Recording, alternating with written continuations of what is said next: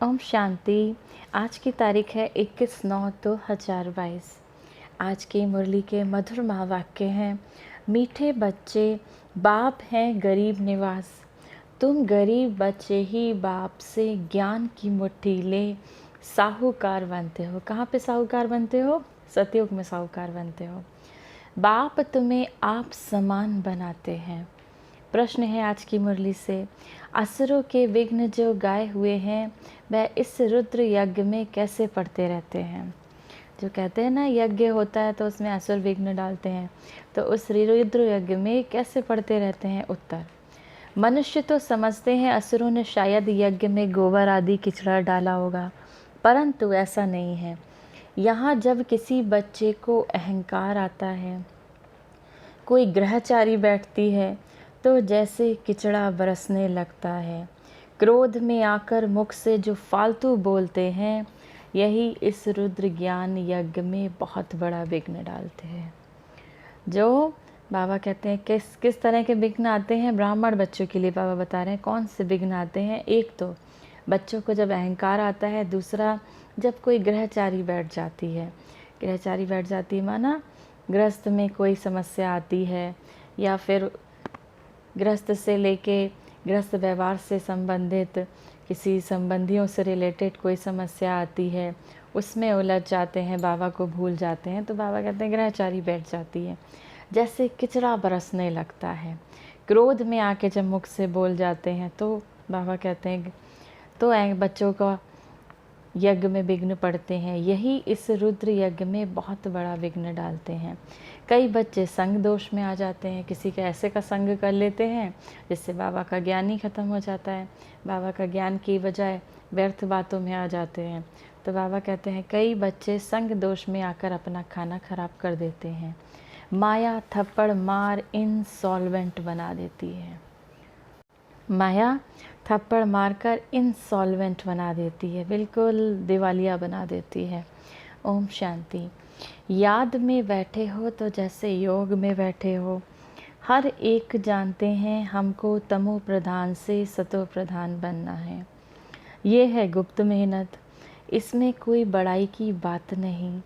बाप कितना निरहंकारी रहते हैं, जिसमें प्रवेश करते हैं वह भी कितना निरहंकारी है। बाबा कितना निरहंकारी रहते हैं, बाबा को कोई अहंकार नहीं है। अब बाबा जिसमें प्रवेश करते हैं, माना किसमें? ब्रह्मा बाबा में प्रवेश करते हैं, तो बाबा कहते हैं वो भी कितना निरहंकारी है। प्रजापिता ब्रह्मा के कितने ढेर बच्चे हैं, चलन कितनी साधारण है, जैसे घर में बड़ा बाबा चलते हैं। निराकार के लिए कहा जाता है निरहंकारी है। निराकार शिव बाबा के लिए कहा जाता है निरहंकारी है। इनको ये नहीं रहता कि हमारा शो हो, शिव बाबा को ये नहीं रहता कि हमारा शो हो। भवके से सबको पता पड़े, भवके से नाम होता है।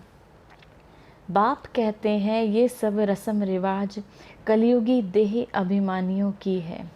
ये सब रस्म रिवाज कैसी है? कलयुगी देह अभिमानियों की है। यहाँ तो शांति में आते जाते हैं। बाबा तो हमेशा कहते हैं स्टेशन पर भी कोई ना आए, कोई हंगामा नहीं। बाप कहते हैं मुझे गुप्त ही रहने दो, इसमें ही मज़ा है। शिव बाबा कहते हैं मुझे गुप्त ही रहने दो, इसमें ही मज़ा है। बड़े बड़े भभके वालों को, बड़े आदमी को मारने में भी देरी नहीं करते। बाबा तो है ऊंच से ऊंच, चलन गरीब से गरीब चलते हैं। बाप गरीब निवाज है ना, बाबा गरीब निवाज है, इसीलिए बाबा अपने गरीब बच्चों को चुनता है। गरीबों से ही मिलने आते हैं। साहूकार लोग तो नामी ग्रामी मनुष्यों से ही मिलते हैं, उनको तो गरीब ही प्यारे लगते हैं। शिव बाबा को तो गरीब ही प्यारे लगते हैं, गरीबों पर ही तरस पड़ता है। तो बाप गरीबों पर तरस खाते हैं, ज्ञान से उनकी मुट्ठी भर देते हैं, तो तुम साहूकार बनो। हम क्या बाबा के बच्चे, बाबा कहते हैं भले तुम गरीब हो, लेकिन बाबा ज्ञान से हम सब की इतनी मुट्ठी भर देते हैं, तो हमसे साहूकार कोई है? हमसे साहूकार ना तो इस संगम पर कोई है, और सतयुग में तो हम साहूकार बनेंगे। तो बाबा ज्ञान से हम सब बच्चों की मुट्ठी भर देते हैं। साहूकारों का ठहरना मुश्किल है। साहूकार अपने धन के नशे में इतना रहते हैं, तो उनको तो बाबा का ज्ञान समझ ही नहीं आता। तो बाबा कहते हैं साहूकारों का ठहरना मुश्किल है, दरकार ही नहीं इस ज्ञान मार्ग में। गवर्नमेंट को तो धनवान लोग बहुत मदद करते हैं, नामी ग्रामी हैं, वहाँ तो बहुत दान करने वालों का नाम अखबार में निकाला जाता है। यहाँ गरीब दान करते हैं तो अखबार में डालना चाहिए। चावल की मुट्ठी देकर फिर महल ले लेते हैं। बाप गरीब निवाज गाया हुआ है, सबसे मिलते जुलते रहते हैं। बड़ा आदमी मसाला बेचने वालों से मिलेगा नहीं, यहाँ तो है ही गरीब, उन्हों को ही साहूकार बनाना है। बाबा कहते हैं यहाँ तो बच्चे हैं ही गरीब, बाबा उन्हीं को साहूकार बनाते हैं। बाप तो है गुप्त, गरीब ही बाप से अपना वर्षा कल्प पहले मुआफिक ले लेंगे। ड्रामे में नूंद ही है, साहूकार तो बलि चढ़ ना सकें। हाँ, इनको कोई बारिश बनाए तो कमाल कर दिखाए। हाँ, शिव बाबा को कोई बारिश बनाए तो बाबा कहते हैं तो बाबा कमाल करके दिखाए। बाप कहते हैं मैं आता ही साधारण तन में हूँ। शिव बाबा कहते हैं मैं आता ही साधारण तन में हूँ। गाया हुआ है निराकार निरहंकारी, गाते भी है ना गोदरी में करतार। देखो बाबा ठंडी में गोदरी ले आकर बैठते हैं। पतित पावन बाप को कोई जानते नहीं। बाबा बैठ समझाते हैं, हे भारतवासी बच्चों, तुमको स्वर्ग का मालिक किसने बनाया। बाबा बैठ के हम सब बच्चों को समझाते हैं, हे भारतवासी बच्चों, तुमको स्वर्ग का मालिक किसने बनाया। लक्ष्मी नारायण के चित्र भी यहाँ रखे हुए हैं। यहाँ तुम अविनाशी ज्ञान रतन प्राप्त कर और दान करते हो। तो हमको स्वर्ग का मालिक किसने बनाया? शिव बाबा ने बनाया। तन मन धन सब अर्पण करते हो तो इसका एवज़ा मिलना चाहिए। जब आप बाबा पर सब कुछ अपना तन मन धन सब कुछ देते हो तो बाबा कहते हैं उसके बदले में तो बाबा भी तो कुछ देता है ना बच्चों को। तो बाबा कहते हैं इसका एवज़ा मिलना चाहिए। अज्ञान काल में भी बहुत दान करने वाले बड़े आदमियों के पास जन्म लेते हैं। यहाँ तुम बाप के आगे सरेंडर करते हो तो पिछाड़ी में जो साहूकार बनते हैं उनके पास जाकर जन्म लेते हैं। फिर तुम वहाँ महल माड़ियाँ बनाएंगे। अज्ञान काल में जो बहुत से दान करते हैं ना बड़े बड़े आदमियों, तो बाबा कहते हैं जो बहुत दान करते हैं तो वो बड़े आदमियों के घर जन्म लेते हैं। फिर तुम वहाँ महल माड़ियाँ आदि बनाएंगे और यहाँ तुम बाबा के आगे सब कुछ सरेंडर करते हो। तो फिर तुम क्या करोगे? तुम सतयुग में जाकर महल आदि बनाओगे। दुनिया तो यही होगी, दुनिया तो यही होगी। बैकुंठ कोई छत में थोड़े ही रखा है। पूछो तुम्हारा बाप कहाँ गया? कहेंगे काशीवास गया, काशीवास किया और मुक्ति को पाया था तो स्वर्ग पधारा। किसी से पूछो तुम्हारा बाप कहाँ गया तो कहेंगे काशीवास किया, मुक्ति को पाया था तो स्वर्ग को पधार गए। परंतु अब तुम समझते हो मुक्ति जीवन मुक्ति किसी को मिली नहीं है। सब यहाँ ही आते हैं, कर्मों अनुसार एक शरीर छोड़ दूसरा लेते हैं। बाप कर्म अकर्म विकर्म की गति समझाते हैं। रावण राज्य में जो भी कर्म मनुष्य करते हैं वह विकर्म बन जाते हैं। बालिग अवस्था में ही हिसाब किताब बनता है। छोटे बच्चे का कुछ जमा नहीं होता। बच्चा बड़ा होता है तो उनके माँ बाप काम कटारी पर चढ़ा देते हैं। ये भी कर्म विकर्म हुआ। वहाँ माया का राज्य ही नहीं है। सतयुग में तो माया का राज्य ही नहीं है, यह एक भी मनुष्य जानते नहीं। तुम बच्चों को बाप देही अभिमानी बनना सिखाते हैं। बाबा हम सब बच्चों को देही अभिमानी बनना सिखाते हैं, आत्म अभिमानी बनना सिखाते हैं। और कोई सत्संग में ऐसे कहेंगे नहीं कि तुम्हारी आत्मा में सारा पार्ट बजाने की नोंद है। किसी सत्संग आदि में जाते हैं तो क्या बताते हैं? कथाएं सुनाते हैं, कुछ ऐसी सुनाते हैं। तो बाबा कहते हैं उसमें तो ये बताते नहीं है कि तुम्हारी आत्मा में सारा पार्ट बंधा हुआ है। आत्मा शरीर छोड़ दूसरा पार्ट ले जाती है। आत्मा ही कानों से सुनती है। अब तुमको सेल्फ रियलाइजेशन कराया है। हम आत्मा ही 84 जन्म लेते हैं। आत्मा को अब निश्चय हुआ है देह अभिमान खत्म। पहला अवगुण ही यह है, देह अभिमान आने से ही और बेकार चटकते हैं। तो अब देही अभिमानी बनना है। बाबा हम आत्माएं बस आई की आई। बाबा से बच्चे कहते हैं, बाबा हम आत्माएं बस आई की आई।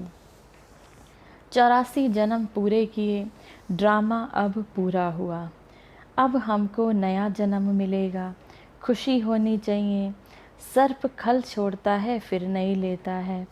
सर्प सांप अपनी खाल छोड़ता है फिर नहीं ले लेता है। तो बाबा कहते हैं ऐसे ही हमको भी नया जन्म मिलेगा। हम ये पुराना शरीर छोड़ेंगे और सतयुग में पावन शरीर मिलेगा। बच्चे समझते हैं अब ये हम पुरानी खाल छोड़कर घर जाएंगे, फिर स्वर्ग में समय पर पुराना शरीर छोड़ दूसरा लेते रहेंगे। सर्प तो बहुत बार खल उतारता है, तुमको तो यहाँ प्रैक्टिस कराई जाती है। तुमको यहाँ पर बाबा प्रैक्टिस कराते हैं। ये 84 जन्मों की सड़ी हुई खाल है। ये जो खाल है, ये जो शरीर है, 84 जन्मों की सड़ी हुई खाल है। इनको श्याम कहा जाता है। चमड़ी शरीर काली तो आत्मा भी काली। अगर शरीर काला तो आत्मा भी काली। आत्मा कैसे काली हो जाती है? आत्माओं पर विकारों की कट चढ़ने के कारण आत्मा काली हो जाती है। तो सोना जब 24 कैरेट होता है, सोना जब 24 कैरेट होता है तो जेवर भी वैसे ही बनते हैं। आगे खाद डालने का कायदा नहीं था, सच्चा सोना चलता था। ये गिन्नी आदि बिलायत से निकली हुई है। बिलायत में सच्ची मोहरें बनती नहीं, यहाँ ही सच्ची सोने की मोहरें थीं। भारत में ही सच्ची सोने की मोहरें थीं। तो बाबा कहते हैं कैसे बनता है खाद में? पहले तो ये था नहीं कायदा कि आग खाद में डालने का काम सोने का चलता था। तो बाबा कहते हैं अब तो सब महंगा हो गया, सोने में खाद डालनी ही है। तुम्हारे दिल में गुप्त खुशी है, हम तो जाकर सोने के महल बनाएंगे। कितने बच्चों को इतनी खुशी है कि हम स्वर्ग में जाकर महल बनाएंगे सोने के। मन में कितनी खुशी रहती है। यहाँ पर हम एक दूसरा मकान भी बदलते हैं, एक छोटे मकान में रहते हैं, फिर अगर बड़े में गृह प्रवेश करते हैं तो कितनी खुशी होती है। तो ऐसे ही जब हम सतयुग में जाएंगे और वहाँ सोने के महल बनाएंगे तो कितना नशा, कितनी खुशी हम बच्चों को होना चाहिए। जैसे यहाँ पत्थरों की दीवारें हैं, वहाँ सोने की दीवारें होंगी। ऐसा भी इमेजिनेशन करना है बीच बीच में। ऐसा इमेजिनेशन करना है कि हम कहाँ बैठे हैं? सतयुग में बैठे हैं। चारों तरफ हमारे सोने की दीवारें हैं, सोने की खिड़कियाँ हैं, सोने का जैसे सोने का पंखा लगा हुआ है, सोने का सब कुछ सोने का। ऐसे ऐसे इमेजिनेशन करते रहिए तो सतयुग आया कि आया। तो वहाँ बाबा कहते हैं सोने की दीवारें होंगी। बाबा हम बच्चों को इमेजिनेशन करा रहे हैं, बहुत सुंदर। हम पारस बुद्धि बनते हैं तो महल भी सोने के बनाते हैं, पुराना सब खलास हो जाएगा। इस ड्रामा को बड़ा युक्ति से समझना होता है। नई दुनिया में सब कुछ नया होता है, ये कितनी सहज बातें हैं। अच्छा, ये भी समझ ना आए तो बाप को बड़े प्यार से याद करो। इसीलिए ये सब महीन बातें बाबा ने देर से समझाई हैं। शुरू में बहुत सहज तोतली बातें सुनाते थे। ऐसे थोड़े कहेंगे बाबा ने ये सब पहले क्यों नहीं सुनाया, आत्मा इतनी छोटी है। ड्रामा अनुसार जो कुछ पास हुआ, कल्प पहले मुआफिक जैसे समझाया था ऐसे समझा रहे हैं। मनुष्य इस ड्रामा के बंधन में बांधा हुआ है, कल्प बाद ही फिर ऐसे समझा रहे हैं, फिर ऐसे समझाएंगे। बहुत बच्चे साधारण रूप देख मूंझते हैं, उल्टा बोलने लग पड़ते हैं। बहुत बच्चे ब्रह्मा बाबा का साधारण रूप देखकर मूंझते हैं, कहते हैं बाबा शिव बाबा इनमें कैसे, तो उल्टा बोलने लगते हैं। अच्छे अच्छे बच्चे उनको भी माया चमाट मार देती है, समझते हैं बस जो कुछ है निराकार ही है। समझते हैं जो कुछ है वो निराकार ही है, लेकिन निराकार शिव बाबा भी कैसे ज्ञान सुनाए? तो बाबा तो अपना शरीर है नहीं शिव बाबा का, तो वो तो रथ लेते हैं ना ब्रह्मा बाबा का। तो उनको देख के बच्चे मूंझने लगते हैं, उनको देख के उल्टा सुल्टा बोलने लगते हैं। शिव बाबा तो ब्रह्मा बाबा के तन में आकर बच्चों को ज्ञान सुनाते हैं, तो उसके बिना तो बाबा सुना नहीं सकते। तो बाबा को देख के उल्टा सुल्टा बोल दें तो बाबा कहते हैं अच्छे अच्छे बच्चों को भी माया चमाट मार देती है। तो बस बच्चे कहते समझते हैं बस जो कुछ है वो निराकार ही है, सो तो ठीक है। निराकार नहीं होता तो हम तुम कैसे होते, परंतु निराकार को रथ तो ज़रूर चाहिए। रथ बगैर क्या करेंगे, शिव बाबा क्या करेगा। रथ में आए तब तो तुम उनसे आके मिलेंगे। तुम्ही से सुनो, तुम्ही से बैठूं तो ज़रूर रथ चाहिए। अच्छा, साकार बगैर निराकार को याद कर लेना, करके दिखाओ। बाबा कहते हैं अच्छा, साकार के बगैर निराकार को याद करके दिखाओ, क्या तुमको ज्ञान प्रेरणा से मिलेगा। बाबा कहते हैं अगर साकार ब्रह्मा बाबा के तन में शिव बाबा ज्ञान ना सुनाते आगे, तो तुम सीधे निराकार से ज्ञान क्या प्रेरणा से मिलेगा। ज्ञान सुनाने के लिए तो बाबा को रथ चाहिए, तो ज्ञान तुमको क्या प्रेरणा से मिलेगा। फिर मेरे पास आए ही क्यों हो। ये बाबा भी कहता है कि वर्षा तो शिव बाबा से ही लेना है। ब्रह्मा बाबा भी कहते हैं वर्षा किससे लेना है, शिव बाबा से लेना है। शिव बाबा कहते हैं मैं इस साधारण तन में बैठ पढ़ाता हूँ। पढ़ाई तो ज़रूर चाहिए ना। बहुत अच्छे अच्छे बच्चों का माथा ही फिर जाता है। 2-4 सेंटर खोलते हैं तो बस अहंकार आ जाता है, फिर उल्टा बोलते रहते हैं। फिर कभी बुद्धि में आ जाता है कि हमने ठीक नहीं कहा, फिर बहुत पश्चाताप करते हैं। बाबा कहते हैं मैं साकार बगैर कैसे समझाऊंगा, इसमें प्रेरणा की तो बात ही नहीं, मैं टीचर के रूप में बैठता हूँ। बाबा कहते हैं ऐसा नहीं कि ज्ञान प्रेरणा से समझ लो, मन में तुम बैठे बाबा को याद कर रहे हो और तुम्हें सारा ज्ञान स्पष्ट हो गया। उसके लिए तो ब्रह्मा बाबा का रथ चाहिए ना बाबा को। तो बाबा कहते हैं मैं तो टीचर के रूप में बैठता हूँ। गरीबों पर माथा मारते हैं, गरीबों को ही दान करना चाहिए। कोई भी बात समझ में ना आए तो बोलो अच्छा बाबा से पूछकर बताएंगे, क्योंकि ज्ञान की अभी बहुत मार्जिन है। कोई बात अगर समझ में ना आए तो पूछो अच्छा ठीक है बाबा से पूछकर बताएंगे। अब ये तो ब्रह्मा बाबा के समय की मुरली, बाबा साकार बाबा की मुरलियाँ हैं। तो बाबा उस समय कहते हैं थे बच्चों से, दादियों से कि कोई भी अगर आपको ज्ञान की बात, कोई भी बात समझ में ना आए तो बोलो बाबा से पूछकर बताएंगे। तो अब हम सबको किससे पूछना है, अगर अब कोई ज्ञान की बात समझ में ना आए तो सेंटर्स पे बड़ी दीदियों से पूछना है, तो उनसे कोई भी ज्ञान स्पष्ट कर लेना है। आगे चलकर समझते जाएंगे। दिन प्रतिदिन तुम नई नई पॉइंट्स सुनाते रहेंगे। तुम बच्चों को तो बिल्कुल ही निरहंकारी बनकर रहना है। अहंकार आने से फिर सारा किचड़ा बाहर निकल जाता है। किचड़े की जैसे वर्षा होती है। कहते भी हैं रुद्र यज्ञ में असुरों का किचड़ा पड़ा। वह समझते हैं शायद गोबर आदि डालते होंगे। सचमुच ये गोबर है, सचमुच ये गोबर है। फालतू बोलने लग पड़ते हैं।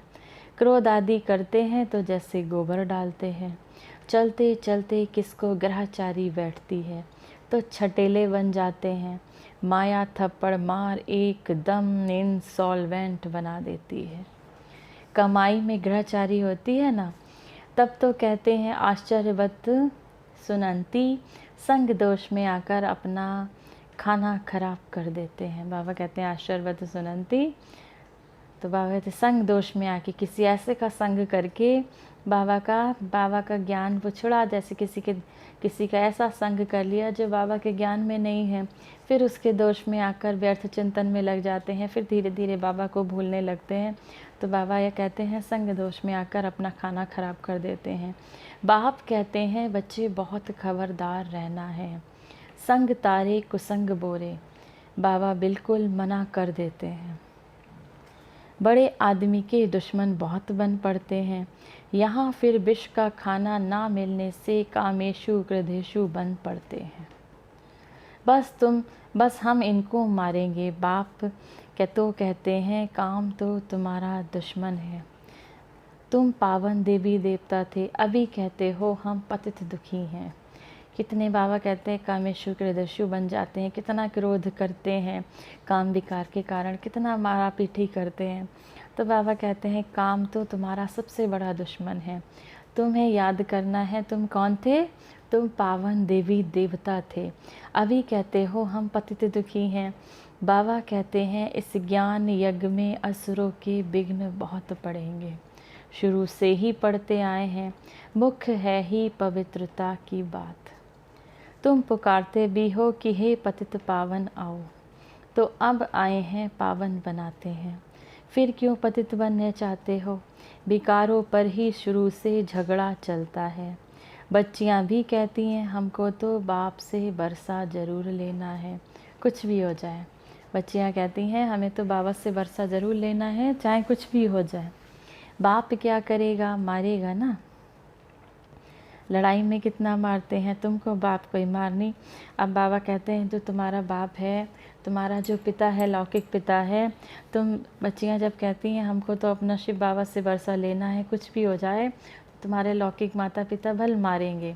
तो बाबा कहते क्या करेगा? मारेगा ना। लड़ाई में भी कितने मरते हैं। तुमको बाप कोई मार नहीं डालेगा, हाँ सहन ज़रूर करना पड़ता है। जब तुम पवित्र रहना चाहते हो तो सहन ज़रूर करना पड़ता है। इसमें महावीरता चाहिए। शिव शक्ति का गायन तुम्हारा ही है। आदि देव को महावीर कहते हैं, परंतु अर्थ थोड़े समझते हैं। अब तुम समझते हो कि माया पर जीत पाते हैं और दूसरों को माया जीत बनाते हैं। दिलवाड़ा मंदिर में जगत अम्बा भी बैठी हैं, कोठरियों में बच्चियां भी बैठी हैं। महावीर बच्चे सब ब्राह्मण ब्राह्मणियां ठहरे। तुम्हारी बुद्धि में कितना राज है, हू बहू तुम्हारा ही यादगार है। लक्ष्मी नारायण का मंदिर भी यादगार है। गांधी की बरसी बनाते हैं। बाबा कहते तुम्हारे कितने यादगार हैं। लक्ष्मी नारायण का मंदिर भी तुम्हारा सबका यादगार है। गांधी की बरसी बनाते हैं। ये किया, टैगोर ऐसा था, अच्छा काम करते थे। कितनी बड़ी बड़ी जीवन कहानियाँ लिखी हुई हैं गांधी की, टैगोर की, जवाहरलाल नेहरू की। तो बाबा कहते थे कितने वॉल्यूम्स हैं। यहाँ तुम्हारी बुद्धि में बड़ा वॉल्यूम है। सारी सृष्टि के आदि मध्य अंत का राज किसकी बुद्धि में है? तुम सब बच्चों की बुद्धि में है। और सारी सृष्टि के आदि मध्य अंत का राज किसकी बुद्धि में है? तुम सब ब्राह्मण बच्चों की बुद्धि में है। बुद्धि में ही ज्ञान की धारणा होती है। किन की बुद्धि विशाल है, किन की बुद्धि कम है। किसी की बुद्धि विशाल है तो बहुत अच्छे से ज्ञान ग्रहण करते हैं, किसी की बुद्धि कम है। नंबर है ना। ये है नई नॉलेज जो बाप के सिवाय कोई सुना नहीं सकते। इस बाप पर बलि चढ़ने से तुमको स्वर्ग का मालिक बना देते हैं। बेहद का बाप पतित दुनिया, पतित शरीर में आकर बच्चों के लिए कितनी मेहनत करते हैं, तो ज़रूर बच्चों को भी बलि चढ़ना पड़े। बाबा हम बच्चों के लिए इतनी मेहनत करते हैं तो बच्चों को भी बलि चढ़ना पड़े। वह शिव बाबा तो है ही निराकार दाता है ना। कहते हैं शिव बाबा हम आपको पैसे भेज देते हैं मकान बनाने के लिए। मैं तो निराकार हूँ तो ज़रूर ब्रह्मा द्वारा ही बनाऊँगा। बाबा कहते हैं मैं तो निराकार हूँ, शिव बाबा मकान आदि किसके द्वारा बनाएंगे? ब्रह्मा बाबा के द्वारा ही बनाएंगे। डायरेक्शन देता हूँ तुम्हारे लिए बनाएं। हम तो आए हैं थोड़े समय के लिए, फिर निर्वाण धाम चले जाएंगे। बाबा कहते हैं हम तो थोड़े समय के लिए आए हैं, फिर तो निर्वाण धाम चले जाएंगे। कितना प्यार से बैठ बाबा समझाते हैं, कितनी सहज बात है। देह सहित देह के सब संबंध त्याग, एक बाप को याद करो। चाहे तो स्वराज्य पाओ, चाहे प्रजा पद पाओ। बाबा कहते हैं जैसा पुरुषार्थ करोगे, चाहे तो स्वराज्य पाओ, चाहे प्रजा पद पाओ, ये तुम्हारे पुरुषार्थ पर है। एक एक राजा के रानी के पास प्रजा कितनी लाखों के अंदाज में आती है। ये ज्ञान तो ढेर सुनेंगे। आप समान बनाने की मेहनत करनी है। पावन यहाँ बनना है। तुम जानते हो पतित पावन बाप आया हुआ है। कल्प पहले मौफिक हमको समझा रहे हैं। बाबा ने राज्य दिलाया था, रावण ने छीन लिया।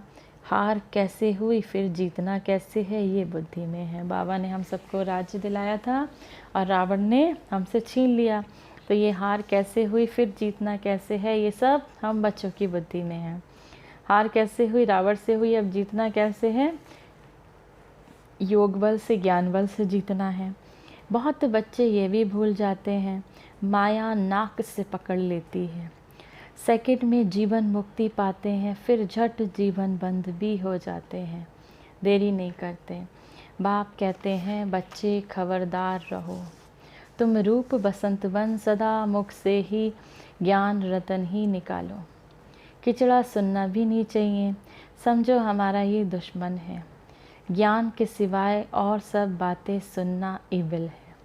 ज्ञान के सिवाय और सब बातें सुनना कैसा है? बाबा कहते हैं बहुत ख़राब है। अच्छा, मीठे मीठे सिकिलते बच्चों प्रति माता पिता बाप दादा का याद प्यार और गुड मॉर्निंग। रूहानी बाप की रूहानी बच्चों को नमस्ते। हम सब रूहानी बच्चों की रूहानी माता पिता बाप दादा को याद प्यार गुड मॉर्निंग और नमस्ते। धारणा के लिए मुख्य सार है पहला अवगुण जो देह अभिमान का है उसे निकालकर पूरा पूरा देही अभिमानी बनना है। दूसरा, अविनाशी ज्ञान धन जो बाप से मिल रहा है उसका दान करना है। ज्ञान धन, ये बाबा का जो ज्ञान आप सब बच्चों को मिल रहा है, इसको दान करते रहना है, माना दूसरों को सुनाते रहना है। बाप समान निरहंकारी बनना है। मुख से रतन निकालने हैं। ईविल बातें, खराब बातें नहीं सुननी हैं। वरदान है आज की मुरली से, रहम की भावना को इमर्ज कर दुख दर्द की दुनिया को परिवर्तन करने वाले मास्टर मर्सीफुल भव। प्रकृति की हलचल में जब आत्माएं चिल्लाती हैं, मर्सी और रहम मांगती हैं, तो अपने मर्सीफुल स्वरूप को इमर्ज कर उनकी पुकार सुनो। दुख दर्द की दुनिया को परिवर्तन करने के लिए स्वयं को संपन्न बनाओ। परिवर्तन की शुभ भावना को तीव्र करो। आपके समान बनने से ये दुख की दुनिया संपन्न समाप्त हो जाएगी। इसीलिए स्वयं प्रति चाहे सर्व आत्माओं के प्रति रहम की भावना इमर्ज करो।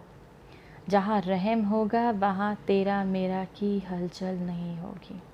इसीलिए स्वयं के प्रति चाहे सर्व आत्माओं के प्रति रहम की भावना इमर्ज करो। जहाँ रहम होगा वहाँ तेरा मेरा की हलचल नहीं होगी। स्लोगन है आज की मुरली से, ज्ञान और योग के दोनों के पंख मजबूत हों तब उड़ती कला का अनुभव कर सकेंगे। ज्ञान के और योग के दोनों के पंख मजबूत हों तब उड़ती कला का अनुभव कर सकेंगे। ओम शांति।